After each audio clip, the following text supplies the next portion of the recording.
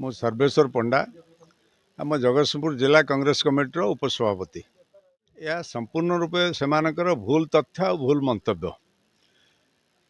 BJD सरकार हो कांग्रेस सरकार हो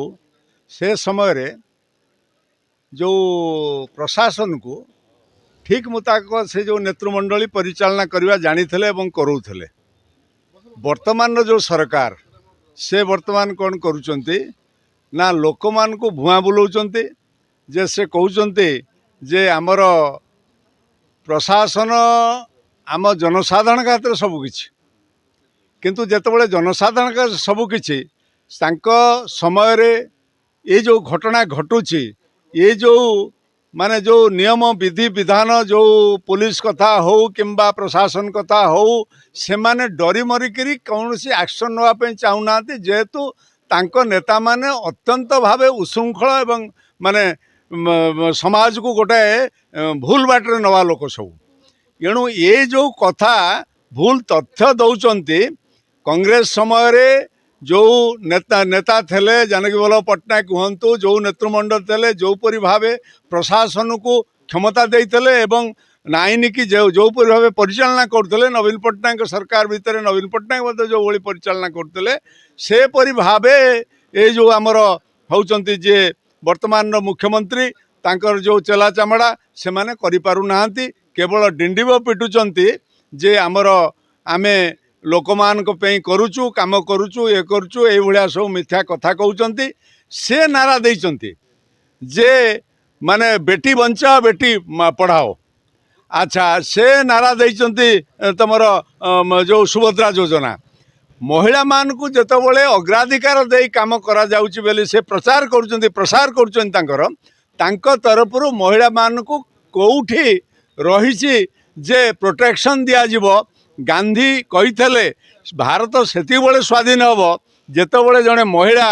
राति 12टा बेले निज घर बाहरी पाख बजार रे बुलिकी आसीपर एणु वर्तमान एपरी विशृंखला हो गला समाज से मानकर जो कार्यक्रम विशृंखलित हो गला। वर्तमान नारी माने डरुचंती पिला माने डरुचंती स्कूल कॉलेज जीवापाई सेठी जदि बाड़ फसल खाए बाड़ किए ना एटी प्रशासन होची गोटे बाड़ माने जो कॉलेज होची कॉलेज रो अध्यापक हुंतो शिक्षा गुरु होचंती से माने भी होचंती बाड़ बाड़ जदि फसल खाइबो से बाड़ केतेबेले डरे जदि प्रशासनटा क्षमतासीन थब स्ट्रंग थब। वर्तमान रो जो मुख्यमंत्री जो तांकर जो पारिषद से मानकर सेतिकी दक्षता नहीं सेतिकी कंट्रोल कैपेसिटी नहीं जहाँकि से माने ये मान को ठीक मुताबिक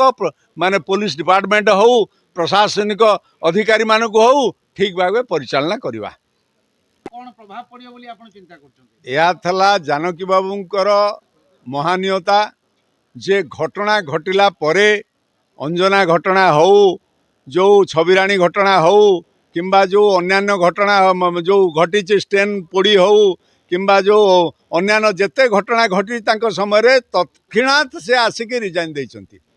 कौन सी ऊपर प्रेसर नाई मु निजे जानकी बाबू सांगे थाए एवं पचारे सार आपण कहीं हटात देले ये एक कथा तो कहीं कही ना आपन कई ऊपर कही ना ना नाई नैतिक दृष्टि रिजाइन देवी। लाल बहादुर शास्त्री थरे एक्सीडेंट होता ट्रेन एक्सीडेंट रे तापर दिन से रिजाइन दे देते किंतु ये सरकार जेतबले ये सब घटना घटी थला ये जेतबले बीजेपी वाला नाराबाजी करुले बीजेपी वाला मोहन सरकार जो माने क्षमतासीन अच्छा से माने जो नाराबाजी करुले जो परि भावे अन्य मान को आंगुठी देखई कहते आंगुठी देखौले निजर 3टा आंगुठी निजको देखा परिवर्ते निजर भल मंद को विचार करिया बर्ते वर्तमान से सामिल हो जाइछंती। वर्तमान से माने चिंता करवा दरकार जे आमे सरकार को दोष दौले आमे वर्तमान सरकार को परिचालना करि पारनु आमे सेठी कौन करवा उचित तांकर नैतिकता से माने हरैचंती से माने वर्तमान तुरंत जदि न पारिबे ये जो जनसाधारण को ठीक मुताबिक प्रशासनिक ये न देई सुरक्षा न देई से माने तुरंत तांका कार्यर व्याहति नहीं जावा दरकार। वर्तमान जो परि भावे कॉलेज मानकर